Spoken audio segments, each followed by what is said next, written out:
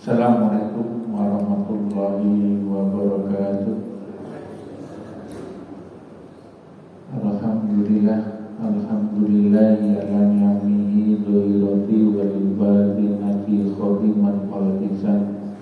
Wassalatu wassalamu ala nabiyyina Muhammadin wa ala alihi wa sahbihi bi nusrati bihi sayran kasisan wa atba'il mahum wa ulama warisatul anbiya. Kepada Ketua DKM Ustaz Andi yang dimuliakan oleh Allah Subhanahu wa taala, beserta jajarannya dan para jamaah, bapak-bapak dan ibu-ibu yang insyaallah pada hari ini diberikan oleh Allah panjang umur, kesehatan dan rezeki yang melimpah, dan insyaallah diberikan kesuksesan dunia dan akhirat. Berkaitan hidup bersama dengan Al-Quran, Imam Syafi'i menjelaskan berkaitan dengan salah satu hadis riwayat Muslim bahwasanya Bismillahirrahmanirrahim, Innallaha yarfa'u bihadzal kitab aqwaman wa yad'u bihi akharin. Bahwasanya Allah akan meninggikan derajat suatu kaum dengan bihadzal kitab, dengan kitab yaitu Al-Quran dan As-Sunnah, yang akan menjadikan mereka itu mulia. Namun Allah juga akan menghinakan suatu kaum ketika dua perkara ini ditinggalkan, yaitu Al-Quran dan As-Sunnah.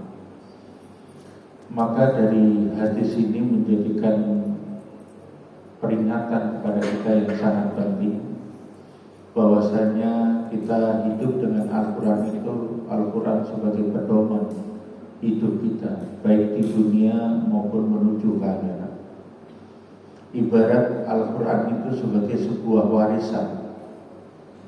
Rasulullah memberikan wasiat karena memang Rasulullah tidak meninggalkan wasiatnya berupa harta benda. Rasulullah tidak meninggalkan sesuatu jabatan apapun untuk umatnya. Maka ketika isinya Al-Quran ini dijadikan sebagai sebuah wasiat, yang ketika dua perkara ini kita pegang erat-erat dan tidak kita tinggalkan, maka niscaya kita akan selamat dunia dan akhirat. Diibaratkan sebuah wasiat itu, misalnya sebagai contoh, saya memiliki seorang ayah. Ayah saya, dia berkata kepada saya, "Nak, kalau nanti istilahnya bapak sudah tidak ada atau bapak meninggalkan, maka di bawah kasur di kamar belakang itu ada wasiat yang aku tinggalkan kepadamu. Wasiat itu untuk menjadikan engkau dan keluargamu bisa selamat, ya, menjalani kehidupan dunia dan akhirat." Maka suatu ketika ternyata bapak saya sudah meninggal, dan saya membaca wasiat yang sesuai dengan pesan beliau. Dan ketika saya membuka sebuah amplop yang bertuliskan basmalah, ya, diukir dengan sangat luar biasa, dan ketika saya baca ternyata, "Nak, ketika engkau telah menemukan ini, maka istilahnya aku meninggalkan di dalam lemari itu ada uang dan harta, ada emas, yang ketika engkau menggunakannya maka niscaya engkau dan keluargamu tidak akan mengalami sengsara." Setiap saya rindu kepada ayahanda saya, setiap saya mengalami suatu kesedihan, maka saya selalu akan baca wasiatnya. 3 bulan, 1 tahun kemudian, ketika saya mengalami suatu kesedihan atau saya rindu dengan ayahanda saya, maka saya akan baca wasiat tersebut. Sampai suatu ketika setelah 10 tahun kemudian, wasiat yang saya baca itu menjadikan akhirnya saya tidak bekerja dan sebagainya karena PHK. Namun istilahnya wasiat itu hanya saya baca dan akhirnya saya lupa terhadap isinya tadi. Harta uang yang ada di lemari itu telah dicuri orang, sehingga saya akhirnya tidak memiliki harta tersebut. Digambarkan logika ini oleh Imam Abu Hanifah bahwasanya ketika Al-Quran itu dan hadis itu juga menjadi wasiat dari Rasulullah SAW dan hanya kita sampai membacanya saja, maka kita akan kehilangan kemuliaan yang telah diturunkan oleh Allah kepada umat Islam. Karena sesungguhnya Al-Quran itu semua sepakat, para al-mufassirin sepakat, sebagaimana Imam Ali As-Subuni di dalam kitabnya Syufatul Tafsir ketika menjelaskan berkaitan dengan Al-Quran sebagai sebuah peninggalan dari Rasulullah SAW, maka yang pertama interaksi kita adalah dengan membacanya, membaguskan suara. Itu adalah suatu yang sangat dimuliakan oleh Allah dan Rasulnya. Namun kategorinya tetap hukumnya sunnah. Ketika sudah menghafalkan untuk dijadikan bagian dari kehidupan kita, untuk dibaca ketika di dalam sholat dan keseharian kita, maka itu pun hukumnya juga masih pada tataran sunnah. Mengetahui hukum tafsir dan sebagainya yang akan menjadikan kita mengerti tentang hukum-hukum mana mutasyabihat, mana yang muhammad, itu pun masih menjadi bagian dari sunnah. Tapi seluruh para mufassirin sepakat, tidak ada yang membedakan ketika kita terikat dengan hukum yang kita baca di dalam Al-Quran. Ketika kita membaca Al-Quran ada hukum di dalamnya, maka terikat dengan hukum di dalam Al-Quran itu adalah wajib. Ketika misalnya kita diperintahkan tentang as-sholat, nah maka sholat itu menjadikan kewajiban yang harus kita lakukan, laksanakan. Ketika ada berkaitan dengan hukum tentang riba, maka riba itu menjadi suatu yang haram yang wajib kita tinggalkan. Maka ketika ada di dalamnya berkaitan tentang zina, maka zina itu pun haram harus kita tinggalkan. Itulah yang menjadikan di dalam hadis Sahih Muslim tadi menjadi keterikatan kita yang sangat luar biasa. Nah, salah satu di antaranya yang disampaikan oleh Imam Syafi'i, kita mengadakan Al-Quran untuk menjadikan Al-Quran itu membumi di bumi Nusantara kita ini. Di dalam perjalanan kita dengan BWA, Ibu, ternyata kebutuhan Al-Quran di Indonesia itu baru paling banyak, ya baru kita suplai itu bisa 20%. Nanti akan ada tayangan-tayangan berkaitan dengan isinya Al-Quran ketika isinya dibutuhkan oleh saudara-saudara kita di pelosok ya Nusantara. Namun memang ada sesuatu yang sangat luar biasa ketika Imam Syafi'i menyatakan di dalam kitabnya Musnad Syafi'i, sesuatu ketika seseorang itu dia mengangkat Al-Quran ini untuk dijadikan sebagai pedoman hidup dan untuk juga dijadikan bacaan-bacaan di dalam seluruh pelosok negeri, maka insya Allah mereka akan mendapatkan hikmah, mereka akan mendapatkan keberkahan apa yang telah dijanjikan Allah kepada kita semua. Suatu ketika saya ikut di dalam misalnya untuk meminta wakaf ataupun misalnya menghimbau untuk wakaf, ini cerita saja ya Pak ya. Misalnya ada seorang ibu dia mendatangi saya, dia penjual tempe mendoan, yaitu berada di Banyumas, dan dia saat waktu itu ingin mewakafkan Al-Quran untuk dibawa ke Maluku. Saya itu punya seorang anak Ya, anak laki-laki saya itu luar biasa. Kenapa Ibu? Dinasehatin, diajak untuk berbagai ibadah dan sebagainya, menolak. Bahkan dia berani mengata-ngatain saya sebagai orang tuanya. Bahasanya nakalnya luar biasa. Nah, kalau saya bisa bertawasul, meminta kepada Allah lewat wakaf Al-Quran, apakah itu bisa dikabulkan? Maka saya menjawab, ya, doa umumul ibadah. Doa itu adalah bagian dari intisari ibadah, dan Allah akan mengabulkan setiap doa hamba-Nya. Maka asalnya Ibu boleh ketika mewakafkan suatu dan bertawasul atas apa yang telah diwakafkan. Maka singkat cerita, beliau wakaf 2 Al-Quran saat itu. Terus kemudian kemarin 2024 saya ke sana dan ketemu lagi dengan beliau, dan ternyata alhamdulillah anaknya sekarang sudah habis 13 juz. Itu luar biasa. Ini salah satu kenapa Al-Quran itu menjadikan bagian dari kehidupan kita, dan kita akan mendapatkan keberkahan dari apa yang telah diberikan Allah kepada Rasul-Nya dan ditinggalkan untuk kita. Sebuah surat cinta dari Allah Subhanahu wa Ta'ala yang untuk mengatur kehidupan kita.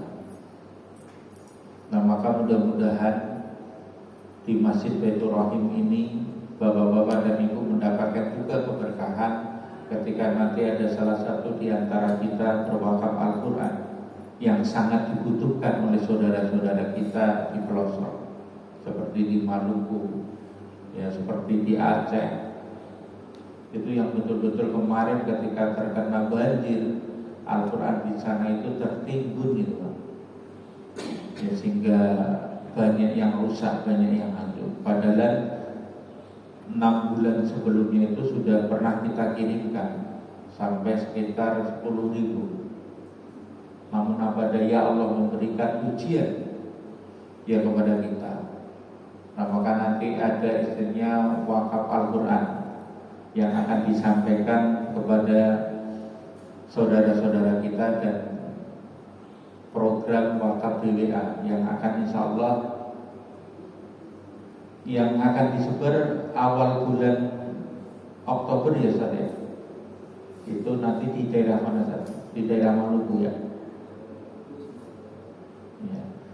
Nanti saya akan dijelaskan oleh saudara kita dari BWA untuk tentang wakaf Al-Quran ini Pak. Jadi sesungguhnya Al-Quran itu akan menjadikan keberkahan bagi kita, dan kita layak untuk menjadikan petunjuk dari Allah Subhanahu wa Ta'ala ini menjadikan bagian juga dari saudara-saudara kita, bahkan pondok pesantren seperti di Aceh, anak-anak santrinya itu sangat bahagia ketika menerima Al-Quran. Mungkin kalau di kita Al-Quran itu udah biasa, namun kalau di sana menerima Al-Quran dari wakaf bapak-bapak itu sungguh luar biasa. Ya, bahkan mereka sampai bahasanya menjaganya betul-betul. Tidak hanya dijaga fisiknya, namun membuat motivasi kepada mereka untuk menghafalkan Al-Quran tersebut. Nah, ini nanti akan dipaparkan oleh Ustaz Fedi ya Ustaz. Silakan Ustaz Fedi untuk berkaitan dengan donasi wakaf Al-Quran. Bismillahirrahmanirrahim. Assalamualaikum warahmatullahi wabarakatuh. Alhamdulillah wassalatu wassalamu ala Rasulillah wa ba'du. Alhamdulillah, jemaah sekalian rahmati Allah Subhanahu wa taala. Pada kesempatan yang mulia ini, alhamdulillah kami diberikan kesempatan oleh Ketua DKM untuk sama-sama kita melakukan kajian, dan alhamdulillah kami mampu untuk mendatangkan Ustaz Eko Al-Muzafiro untuk bisa mengisi kajian pada pagi ini. Dan kami di yang BWA ini berada wakaf Al-Quran, berada di bidang wakaf Al-Quran khususnya untuk daerah Al-Quran di daerah pelosok-pelosok sana, pedalaman yang terkecil, terdalam, terluar, untuk daerah Al-Quran dan juga bantuan lainnya.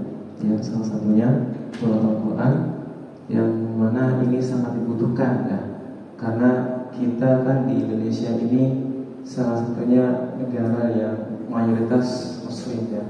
Nah, namun kita ketahui bahwa saya Kemenak menyampaikan ya, bahwa saya kebutuhan Al-Quran itu setahunnya itu butuh 6 juta, sekitar 6 juta setahunnya. Sementara kalau BWA ini itu selama 21 tahun ya, sejak 2005 bergerak di bidang Al-Quran ya. Namun baru hanya sampai sekitar 3 juta sekian ya. Nah, itu yang tersebarkan ya di seluruh penjuru pelosok negeri ini, dan masih kurang banyak sekali ya. Nah, sebenarnya butuhnya 6 juta, Kemenak hanya bisa sampai 1,7 juta saja, sehingga masih banyak lagi kekurangannya ya.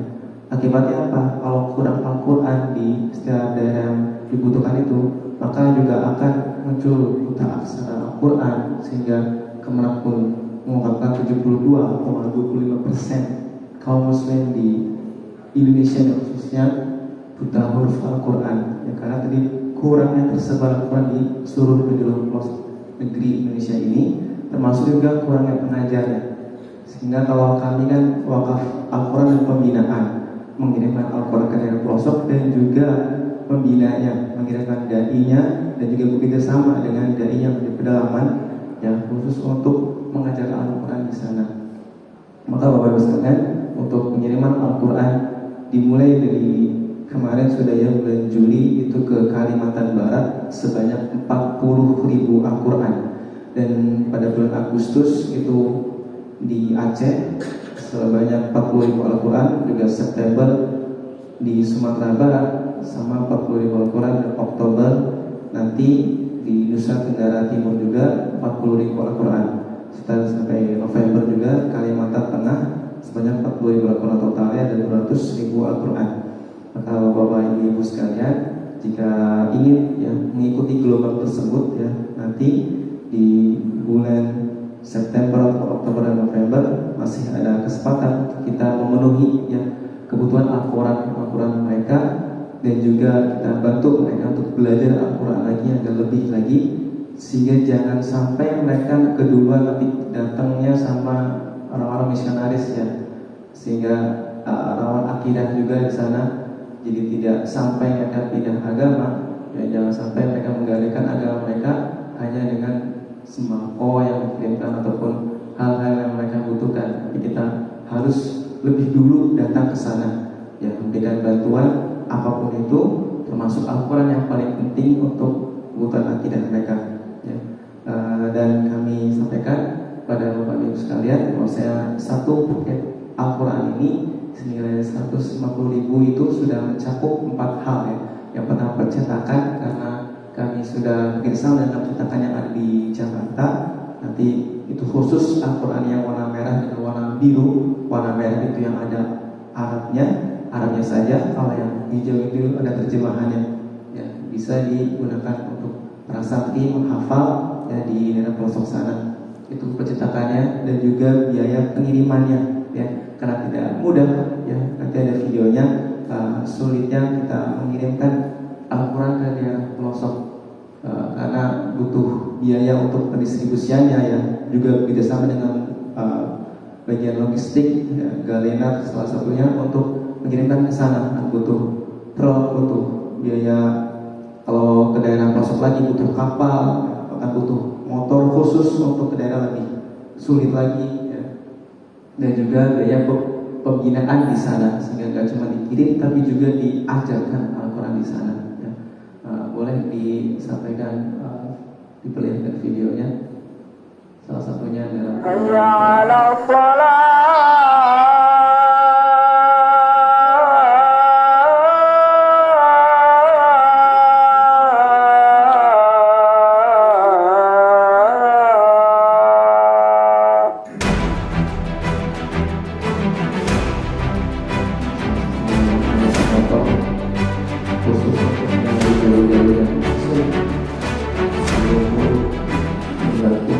Assalamualaikum warahmatullahi wabarakatuh. Sahabat wakaf semua, saat ini tim BWA bersama Pak Babin akan menuju Desa Sungai Lisai. Kita di sana akan distribusi Al-Quran. Sungai Lisa ini merupakan salah satu desa yang ada di pelosok Kabupaten Lebong.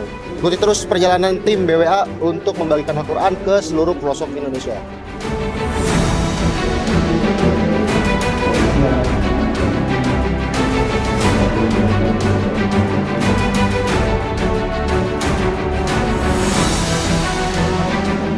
Jadi salah satu hambatan di jalannya, ya ini nih.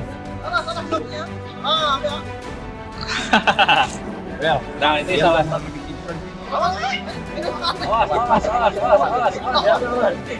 Hampir aja nih kawan kita jatuh ke sungai. Jadi memang salah satu hambatan kita itu kalau masuk ke pedalaman ya seperti ini salah satunya. Belum lagi kayu-kayu itu pada muncul dari dasar sungai. Jadi memang perlu kehati-hatian dan tingkat risikonya juga besar ya.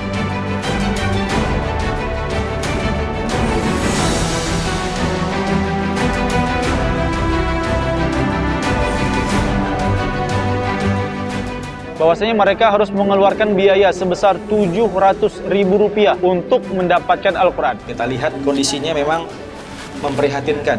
Ini tidak ada sampulnya dan kemudian juga kalau di sini cuman juz 30 nih dan tidak ada lagi, kita lihat di depan dan di belakangnya sudah sangat memprihatinkan. Insya Allah Quran yang ada ini akan kita ganti dengan Al-Quran dari amanah daripada Wakif BWA. Sahabat wakaf yang insya Allah dirahmati Allah, siang ini saya Ibu Dewi Purnamawati bersama tim Badan Wakaf Al-Quran Solo Raya dan Jakarta. Kami sedang ada di Desa Mongkrong, desa terakhir sebelum Puncak Merbabu, kecamatannya Ampel, kabupatennya Boyolali. Di mana di daerah Boyolali itu banyak terjadi pemurtatan, banyak sekali mereka-mereka yang berusaha mempengaruhi masyarakat untuk meninggalkan Islam. Maka sebelum itu terjadi, kami mengantisipasi dengan mengirimkan Al-Quran. Kali ini kita sedang di perjalanan menuju Desa Berungai, Desa Semontai, Kecamatan Sepauk. Alhamdulillah tadi kita dari Kabupaten Sintang setelah melakukan perjalanan selama 3 jam dan kondisi jalannya ya seperti ini. Seperti para wakil semua lihat bahwasanya rintangannya ya ini jalan yang berlubang.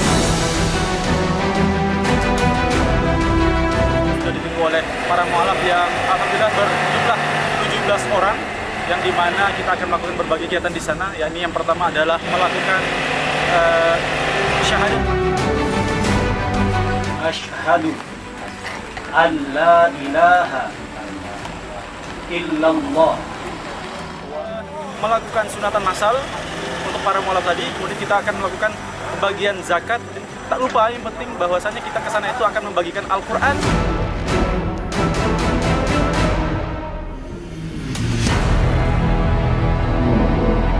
Satu desa salah satunya dari daerah Kalimantan itu membantu ya salah saudara mereka yang mereka masih juga banyak yang mualaf ya, sehingga dibantu untuk masuk Islam dan juga dibimbing terus ya diajarkan Al-Quran juga di sana sehingga terus terjaga akidahnya dan jangan sampai mereka keluar daripada agama Islam tersebut ya. Dan ini salah satu contoh Al-Qurannya ya, yang hijau pada terjemahannya. Kalau yang merah itu bahasa Arabnya aja. Dan nanti setiap Al-Quran itu yang 950 tadi itu sudah satu paket Al-Quran, nanti bisa dituliskan nama wakifnya yang ada di sini. Itu bisa dituliskan nama wakifnya, bisa kita hadiahkan kepada saudara-saudara kita yang kita kenal ataupun khusus untuk orang tua kita atau bahkan yang sudah meninggal ya, almarhum, almarhumah fulan bin fulan yang bisa kita hadiahkan kepada kedua orang tua kita dan saudara kita ya, sehingga terus mengalir ya pahalanya, karena hanya inilah ya bisa menemani kita sampai wafat sekalipun itu bisa terus mengalir ya, karena 3 amalan ya yang menemani kita saat kita wafat sekalipun. Yang pertama adalah sedekah jariyah. Sedekah jariyah salah satunya adalah wakaf Al-Quran ini. Di Al-Quran ini ya kita sudah tahu bahwasanya satu pahalanya itu berkali lipat 10 satu hurufnya, dan satu huruf itu bukan alif lam mim tapi alif satu huruf, lam satu huruf, mim satu huruf, dikali lipat sudah besar sekali pahalanya yang bisa didapatkan. Dan jangan sampai kita melewatkan kesempatan yang mulia ini, karena banyak orang yang telah wafat itu mereka minta kepada Allah ya. Dalam surah Al-Munafiqun ya, ayat 10 di pertengahannya, fayaqul rabbi laula akhartani ila ajalin qarib fa asaddaqu wa aku minas sholihin. Ya. Fayaqul rabbi, ya Tuhanku, mereka berkata, ya Tuhanku, seandainya engkau dapat mengakhirkan ajalku sedikit saja, sebentar saja, pengen hidup lagi sebentar saja. Dan mereka minta apa? Mereka nggak minta sholat lagi, mereka nggak minta puasa, nggak minta ibadah-ibadah yang bisa dilakukan sekarang ini, nggak bisa, ya. Nggak bisa lagi. Dan bukan itu yang mereka minta, cukup mereka minta sedekah, ya. Sedekah. Kenapa? Karena cuma sedekah sekali, terus berkali-kali dapatnya. Ya, selama itu masih dimanfaatkan, masih digunakan, masih diamalkan, maka terus mengalir bahkan sampai wafat, sampai hari kiamat. Mudah-mudahan dapat menemani kita, dan semoga kita diistimewakan oleh Allah Subhanahu wa taala untuk bisa terus berkebaikan dan menyebarkan kebaikan bermanfaatan bagi banyak orang. Dan ada beberapa paket yang bisa kami tawarkan ya. Kita mulai dari pada 100 mushaf Al-Quran dan juga pembinaan itu senilai 15 juta rupiah ya. Tidak harus sekarang, boleh niat dulu, komitmen dulu ya, dan nggak harus menaikkan sekarang, boleh nanti, boleh bulan depan, boleh tahun depan, mungkin kita, dan juga tidak ada masa untuk membayar ya. Adapun seluangnya, selapangnya kita bisanya kapan, maka silakan ya, silakan dikomitmen dulu. Dan juga paket berikutnya ada 50 mushaf Al-Quran dari 7.500.000 rupiah ya, sama seperti tadi. Kalau mau niat dulu silahkan, ditulis dulu, nanti bisa bayar kapan-kapan, seluangnya selapangnya. Kemudian diikuti paket 20 mushaf Al-Quran senilai 3 juta. Ini satu dusnya itu 20 mushaf isinya, yaitu kayak 3 juta rupiah ya.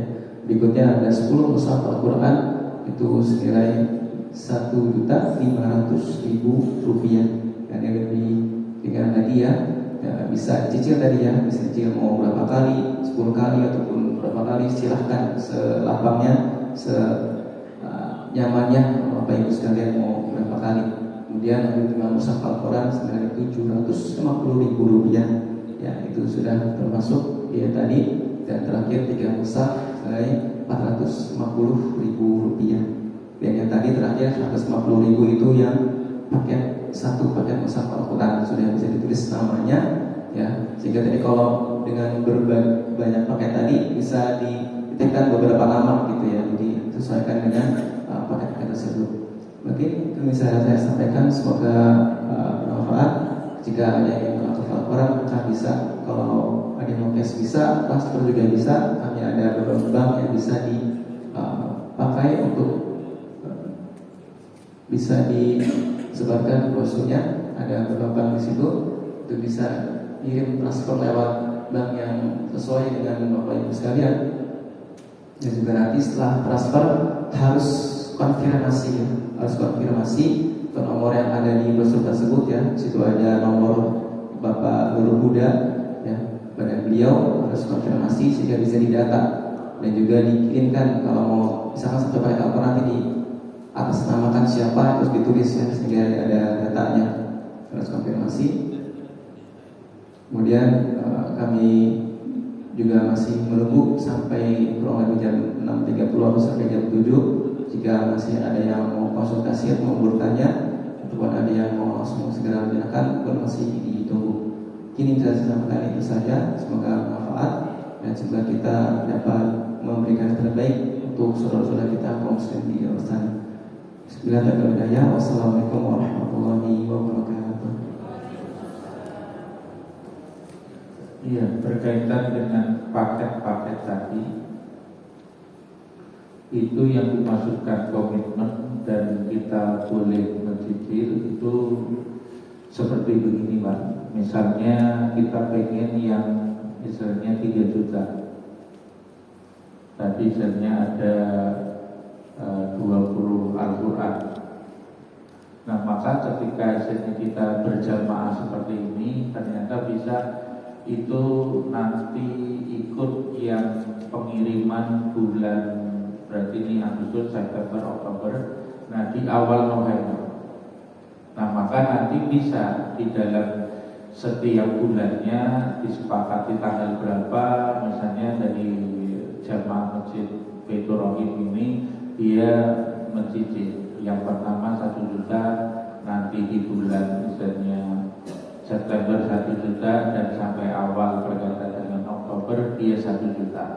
Itu bahasanya begitu. Nanti akan dijemput oleh misalnya Badan Wakaf Al-Quran BWA, misalnya ke sini. Jadi ketika hari ini misalnya punya, oh iya saya cuma pengen yang misalnya 3 paket bisa 450, tapi enggak bulan ini, awal bulan September, itu nanti juga bisa. Ya, jadi bahasanya enggak harus hari ini kita mewakafkan Al-Qurannya, kita niat kalau memang kita bisa bulan depan, ya enggak ada masalah.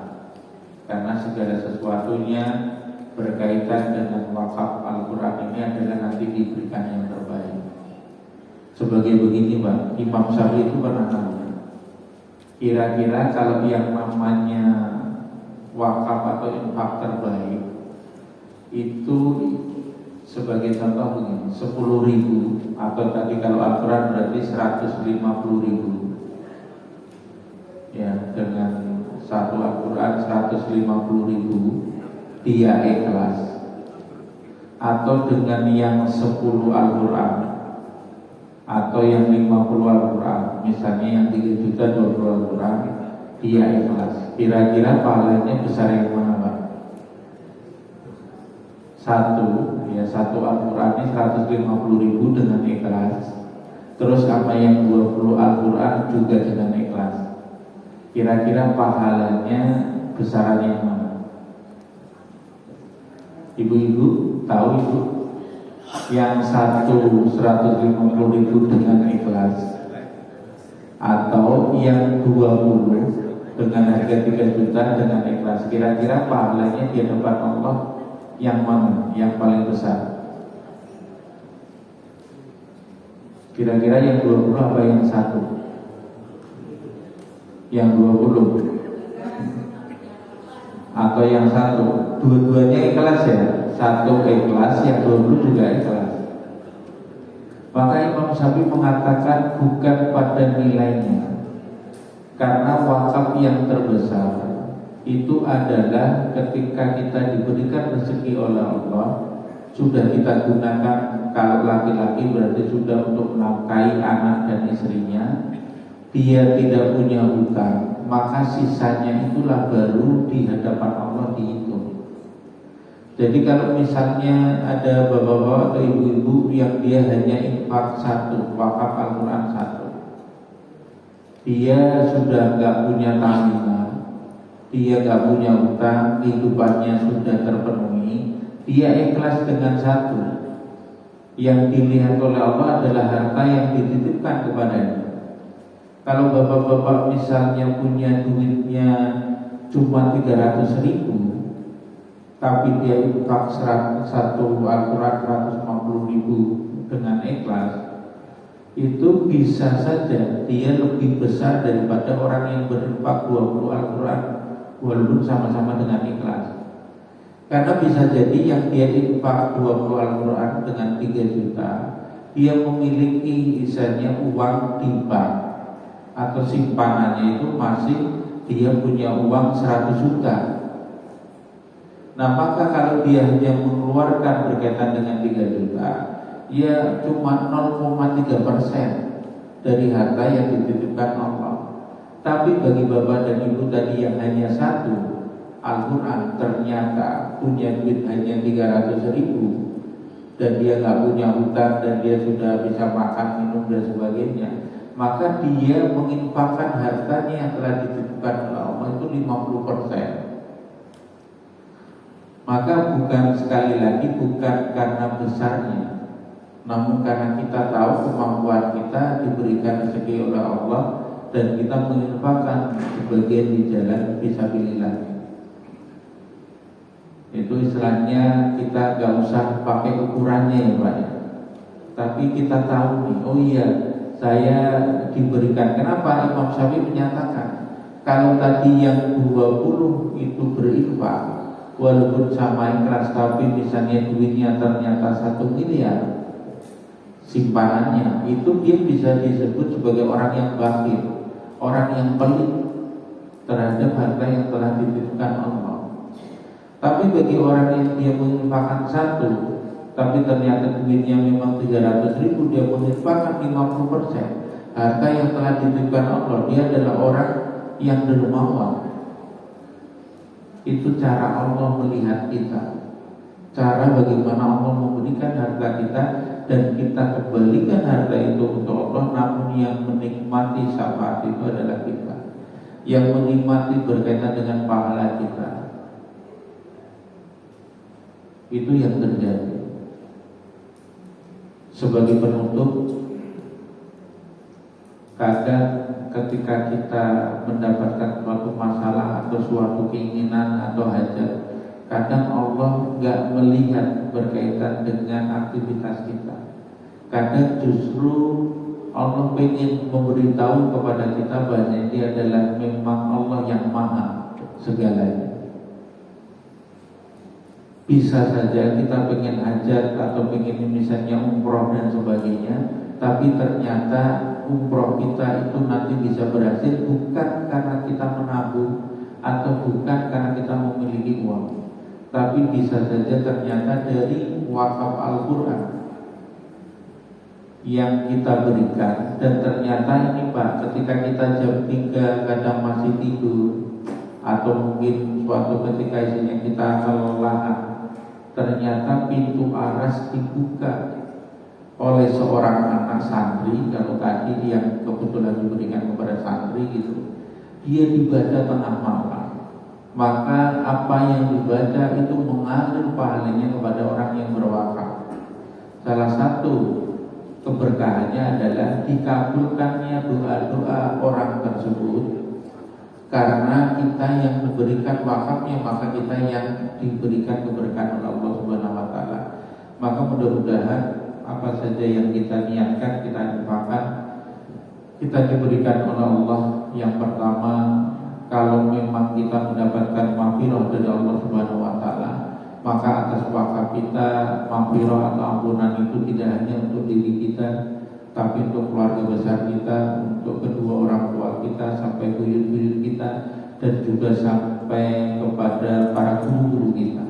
Dan insya Allah juga mengalir pahala itu menjadi maghfirah, ampunan tidak hanya kepada istri dan anak kita, tapi sampai cucu kita. Karena sesungguhnya setiap amal soleh yang kita lakukan itu belum bisa menjadikan kita masuk surga. Tapi apa yang bisa menjadikan kita masuk surga? Maghfirah, ampunan dari Allah Subhanahu wa taala.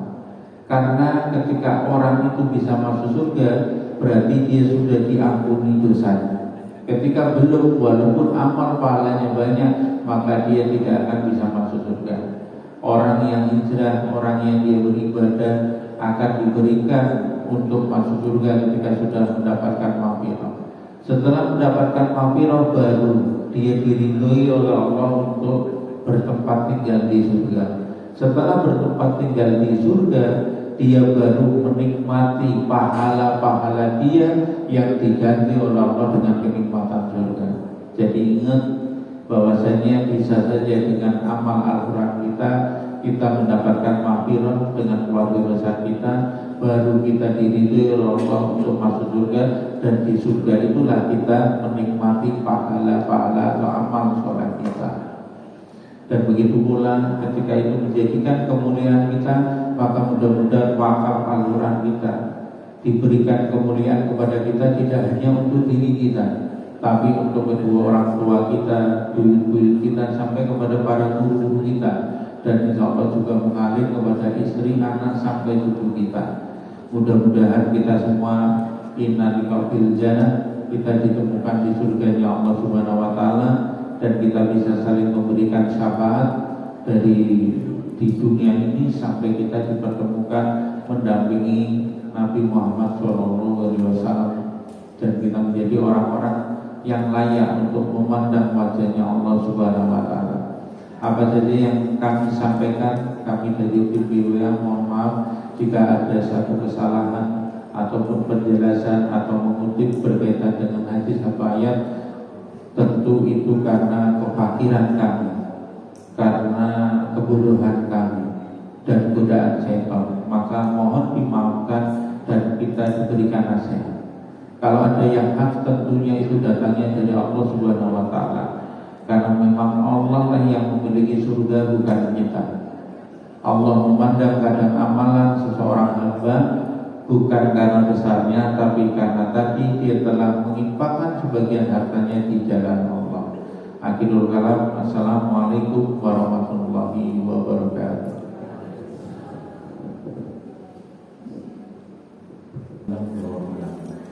Memang kondisi Indonesia itu sangat bervariasi, banyak daerah-daerah yang mungkin tidak seenak kita hidupnya ya di dalam seluruh Indonesia. Indonesia juga kepulauan dan kondisi ekonomi tidak merata, pembangunan tidak merata. Jalan-jalan yang di TV itu memang benar yang kita ditampilkan. Ada jalan yang tidak bisa dilewati ketika musim kemarau. Di Kalimantan itu kalau kemarau tangannya sangat keras dan tidak sentuh aspal. Tapi kalau hujan itu lumpur, sehingga membutuhkan kalau motor itu motor seperti yang motor tinggi, motor Medan, yang motor MPG itu ya. Tapi kalau di mobil di Kalimantan itu hanya bisa dilewati oleh sekelas Fortuner, Triton atau Pajero. Apa aja kalau tenggelam melewati jalan di Kalimantan.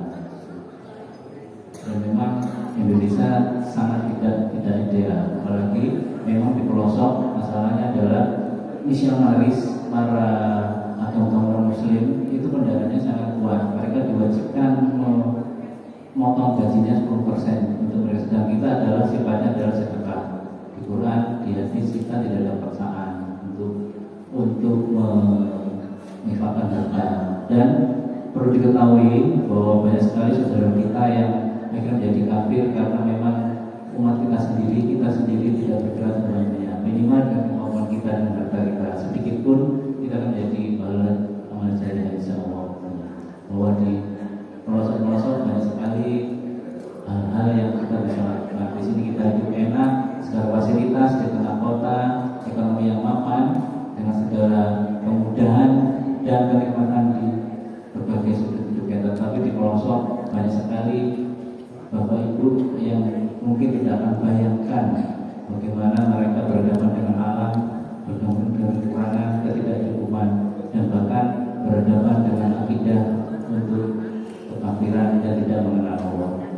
Itu mungkin sekian. Bagi yang mau Bapak silakan bisa hubungi orang yang ada sekarang atau juga dari Pak Ketua Rumah Sakit selanjutnya. Mungkin ada pendapat lain? Terima kasih Ustaz Adi. Mau konfirmasi aja. Ini wakafnya atas nama maksud saya yang melaksanakan tim jamaah Baitur Rahim seperti tim jamaah Baitur Rahim atau personal langsung ke QRIS atau rekening masing-masing, jadi personal gitu. Pertama itu, karena tadi usahanya ini jamaah Baitur Rahim. Terus pertanyaan sedikit saja. Jadi kalau saya lihat video itu kan banyak Al-Quran yang sudah pada rusak dan sebagainya. Kemudian dari tim wakaf memberikan Al-Qurannya yang baru. Nah, bagaimana sikap atau kita terhadap Al-Quran yang sudah lama dan rusak secara Islam? Terima kasih. Untuk tata cara infak atau wakaf ini personal saja ya. Jadi bisa personal saja, tidak atas nama jamaah Baitur Rahim. Silakan atas nama personal atau diajarkan ke siapa dan bisa dikirimkan nanti lewat Pak Ketua atau Mas Akil jika acara selesai, atau personal atau petugas BWA langsung sekarang sudah ada ya, atau mungkin langsung di nomor telepon di BWA. Transfer langsung bisa gitu. Dan untuk yang kurang dan rusak mungkin silakan Pak Ustadz bisa menjawabnya. Silakan Pak. Bagaimana penanganan atau sikap kita terhadap Al-Quran yang sudah rusak?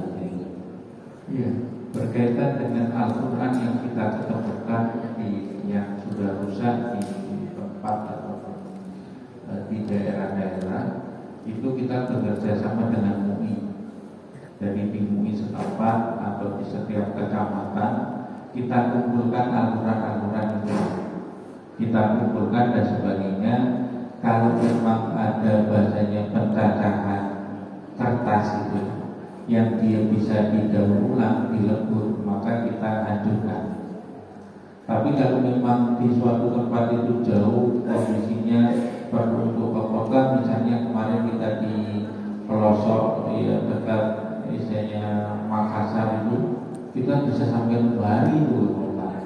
Dan itu pun di kota tidak ada yang namanya percetakan ataupun UI-nya, misalnya kantor UI-nya itu untuk menampung berkaitan dengan Al-Quran yang rusak.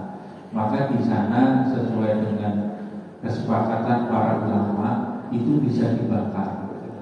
Jadi banyak karena rusak itu diperkenakan atau diperbolehkan dalam hukum fikih itu sering dibakar Al-Quran, supaya maksudnya tidak dijadikan bungkus. Karena sering ya saya kadang ke Surabaya dan sebagainya itu ketika miris kita, ternyata Al-Quran itu dijadikan bungkus kayak bungkus gorengan dan sebagainya. Ya karena ini memang seharusnya dikumpulkan tadi. Ketika dikumpulkan dengan para MUI, maka saya MUI kita itu memiliki kaidah fikih yang harus didahulukan di mana. Apakah ini dicaca, apakah ini nanti boleh dibakar? Kenapa boleh dibakar? Ya karena memang cara memerlukan Al-Quran supaya Al-Quran itu tidak menjadi sesuatu yang hina. Karena memang sudah rusak. Ketika Al-Quran rusak, nah dia untuk menjadikannya suci kembali kepada Allah, salah satunya adalah diperkenankan fikihnya untuk dibakar. Itu yang selama ini kita lakukan, tentunya bekerja sama dengan MUI. Kalau misalnya di kota seperti Bekasi dan Jakarta mah enak ya, di setiap kecamatan pun ada MUI-nya. Kalau misalnya di daerah itu lah, MUI itu benar-benar di provinsi. Ya, dia nggak sampai kepada daerah-daerah, sehingga banyak sekali terjadi permasalahan-permasalahan yang ada. Ya, itu yang bisa kami sampaikan dan itu fakta nyata yang kami alami yang berkaitan dengan salah satu Al-Quran yang rusak ataupun yang kadang itu tinggal separuh, setengah. Nah itu kita kumpulkan ya, dan berdasarkan diawasi dengan MUI. Nah nanti MUI itulah yang dia akan ini sebaiknya dikemanai, karena memang mereka para ulama-ulama kita ini memahami fikihnya sungguh luar biasa dari para imam mazhab, dan akhirnya pilih yang mana nih sesuai dengan kondisi dan kejadian di wilayah masing-masing, nggak bisa disamakan. Itu begitu. Allahu a'lam. Ya, memang benar. Bahwa juga menurut kitab Jalaluddin Asyuyuti bahwa ada beberapa Al-Quran yang rusak ada penanganan, seperti bisa juga dibakar atau dikubur ya. Dikubur dengan kita mandi dan juga dengan niat ya, dan dikubur dalam tanah pun supaya disarankan untuk di tempat yang tidak dilalui dengan harapan atau dengan supaya tidak diinjak tanahnya ya, ada pengelolaan. Jadi Al-Quran memang itu adalah dari Allah SWT dan merupakan juga anugerah. Itu kalau tidak ada kita adalah di dalam kalbu manusia. Mungkin Bapak Ibu jamaah ada yang berpendapat apa ini? Ada pertanyaan atau ada pendapat? Saya menunggu waktu seluruh.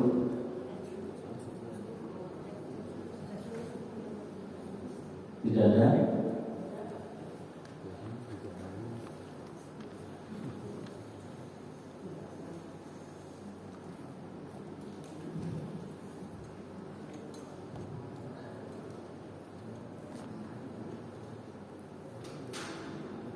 Baik, kalau tidak ada, mari kita tutup untuk kajian hari ini. Tentunya dengan doa majelis. Bismillahirrahmanirrahim. Subhanaka Allahumma wa bihamdika asyhadu an la ilaha illa anta astaghfiruka wa atubu ilaik. Wassalamualaikum warahmatullahi